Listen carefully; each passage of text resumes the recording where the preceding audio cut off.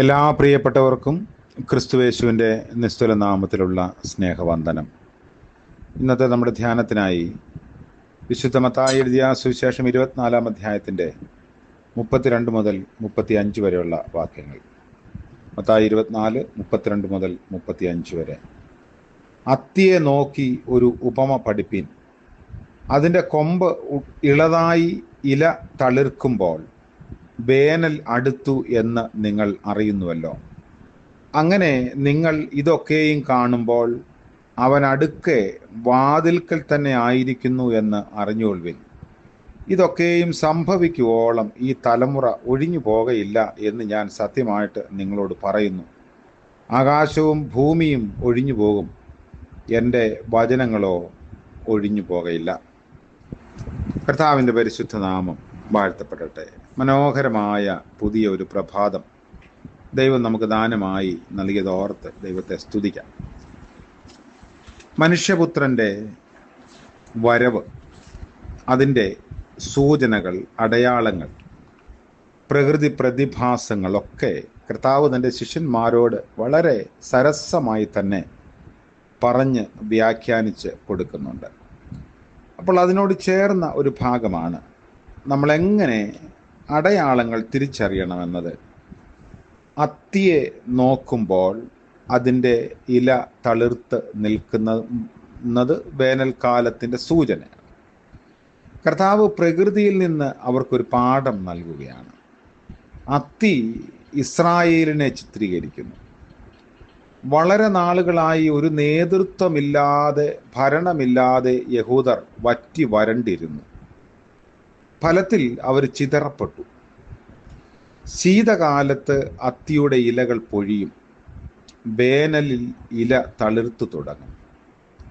1948 യഹൂദര് ഒന്നിച്ചു ചേരുകയും സ്വന്തമായി രാജ്യവും ഭരണവും നാണയവും മുദ്രയും സ്ഥാപിക്കപ്പെട്ടു.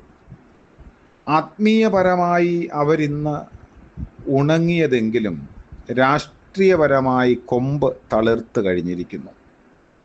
അപ്പോൾ അവൻ വാതിൽക്കൽ ആയിരിക്കുന്നു എന്ന് അർത്ഥം. അതായത് ക്രിസ്തു വാതിൽക്കലായിരിക്കുന്നു. ഭൂമിയെ ഭരിക്കാനുള്ള വരവാണ് വിവക്ഷ. എന്നാൽ അതിത്ര അടുത്തെങ്കിലും അതിനു മുൻപുള്ള സഭയുടെ ഒരു ഉൽപ്രാപണം അതിലും അടുത്തിരിക്കുന്നു. 34-ാം വാക്യത്തിൽ ഇവിടെ തലമുറ എന്ന് പറയുന്നത് യഹൂദ ജാതി എന്നാണ് അർത്ഥം. അതിനാണ് കൂടുതൽ അംഗീകാരം ലഭിച്ചിരിക്കുന്നത്. യഹൂദന്മാർക്ക് അതേ തലമുറ അവരുടെ യഥാസ്ഥാപനവും പീഡനവും കാണും. ചുരുക്കത്തിൽ അവിശ്വാസം നിറഞ്ഞ തലമുറ എന്നതാണ് അതിന് കൂടുതൽ യോജിക്കുന്നത്. കർത്താവ് സ്ഥാപിക്കുന്ന രാജ്യത്തിൽ അവനോട് വിധേയപ്പെട്ടവർ മാത്രമായിരിക്കും ഉള്ളത്. പ്രപഞ്ച ഘടകങ്ങളോ ഭൗമിക ഘടകങ്ങളോ ഒഴിഞ്ഞു പോയാലും ദൈവത്തിൻ്റെ വചനം ഒഴിഞ്ഞു പോകയില്ല എന്ന് അവരെ ഓർമ്മിപ്പിക്കുമ്പോൾ താൻ പറഞ്ഞതെല്ലാം കൃത്യമാണ് എന്ന ഒരു ഓർമ്മപ്പെടുത്തലും കൂടാണ്. അതുകൊണ്ട് അത്തിമരത്തിൽ നിന്ന് പഠിക്കാൻ കർത്താവ് പറയുന്നു. വർഷകാലത്തിൻ്റെ അവസാനത്തിലാണ് വേനൽക്കാലത്തിൻ്റെ ആഗമനം വിളിച്ചോതിക്കൊണ്ട് അത്തിമരം തളിർക്കുന്നത്. ദൈവരാജ്യത്തിൻ്റെ ആഗമനത്തിൻ്റെ ലക്ഷണങ്ങളും ഇതുപോലെ നിരീക്ഷിക്കാം. മുൻപ് പറഞ്ഞ അടയാളങ്ങൾ കാണുമ്പോൾ മനുഷ്യപുത്രൻ വാതിൽക്കൽ എത്തിയിരിക്കുന്നുവെന്ന് അനുവാചകൻ അറിയണം. ആവർത്തിച്ച് പറഞ്ഞാൽ മനുഷ്യപുത്രൻ്റെ വരവാണ് മനുഷ്യപുത്രൻ്റെ ആഗമന ലക്ഷണം. The coming of the son of man is the sign that the son of man is coming.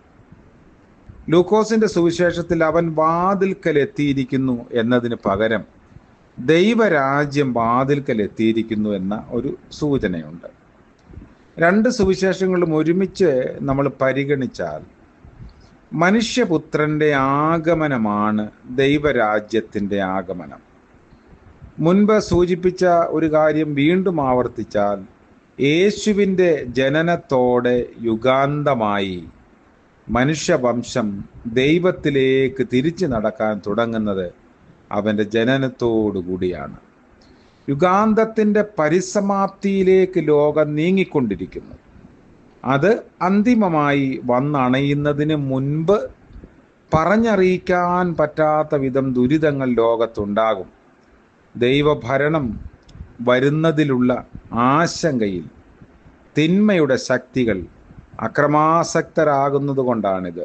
എന്നാൽ ഈ ദുരിതങ്ങളുടെ ഇടയിലും വിശ്വാസികൾ സമചിത്തത കൈവിടാതെ ദൈവഭരണത്തിനായി കാത്തിരിക്കണം. തൻ്റെ സൃഷ്ടിയെ നശിപ്പിക്കുന്നതിന് മുൻപ് ദൈവം തിന്മയെ നശിപ്പിക്കും. ക്രിസ്തുവിൻ്റെ സുവിശേഷം വിശ്വാസ സംരക്ഷണത്തിനായി നമ്മോട് കൂടെ ഉണ്ടായിരിക്കുകയും വേണം. അപ്പോൾ നമുക്ക് നൽകിയിരിക്കുന്ന ഉറപ്പും അത് തിരിച്ചറിയാനുള്ള അടയാളങ്ങളും ലക്ഷണങ്ങളും കൃത്യമായി കർത്താവ് പറഞ്ഞിരിക്കുന്നത് കൊണ്ട് കർത്താവിൻ്റെ വരവ് സുനിശ്ചിതമാണ് എന്നത് നമ്മുടെ വിശ്വാസത്തിൻ്റെ അടിസ്ഥാനമാണ്. അതിൽ നിലനിൽപ്പാൻ ദൈവം നമ്മളെ സഹായിക്കട്ടെ.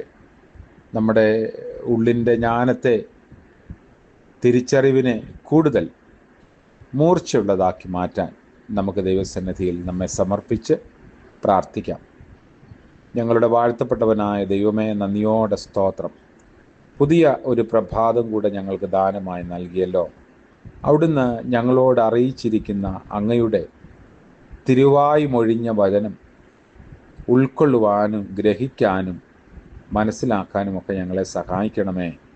കാലങ്ങളെയും അതിൻ്റെ മാറ്റങ്ങളെയും ലക്ഷണങ്ങളെയും വിവേചിച്ചറിയാനുള്ള വിവേകം ബലഹീനരായ അടിയങ്ങൾക്ക് നൽകണമെന്ന് പ്രാർത്ഥിക്കുന്നു. ഇന്ന് പകൽക്കാലം ഞങ്ങളുടെ ജീവിതത്തിൻ്റെ എല്ലാ ഇടങ്ങളിലും ദൈവകൃപ അനുഭവിപ്പാൻ ഞങ്ങളെ ഇടയാക്കണമേ. ആവശ്യങ്ങളെ ദൈവം മുൻപാകെ സമർപ്പിക്കുന്നു. കർത്താവേ, ദുരിതങ്ങളിലൂടെയും ഭാരങ്ങളിലൂടെയും കഷ്ടതകളിലൂടെയും കടന്നു പോകുന്ന എല്ലാവർക്കായും ഞങ്ങൾ പ്രാർത്ഥിക്കുന്നു. അനുഗ്രഹത്തിൻ്റെയും നന്മയുടെയും വിമോചനത്തിൻ്റെയും ആത്മാവിനെ പകരണമേ. യേശു മശിഹ മൂലം പ്രാർത്ഥിക്കുന്നത് കൃപയോടെ കേൾക്കുമാറാകണമേ. ആമേൻ. സകല ബുദ്ധിയെയും കവിയുന്ന ദൈവത്തിൻ്റെ ജ്ഞാനവും കൃപയും നമ്മോടുകൂടെ ഇന്നും എന്നേക്കും ഉണ്ടായിരിക്കുമാറാകട്ടെ. ആമേൻ.